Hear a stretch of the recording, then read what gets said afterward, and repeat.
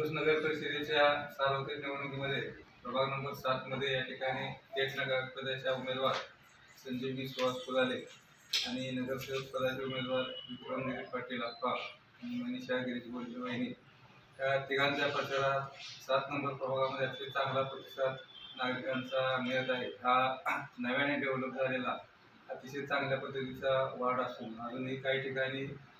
रस्ते ड्रेनेजच्या व्यवस्था भविष्यामध्ये देणे, पाण्याची सुविधा काही ठिकाणी आहे, काही ठिकाणी नवीन योजनेतून पाणी देणे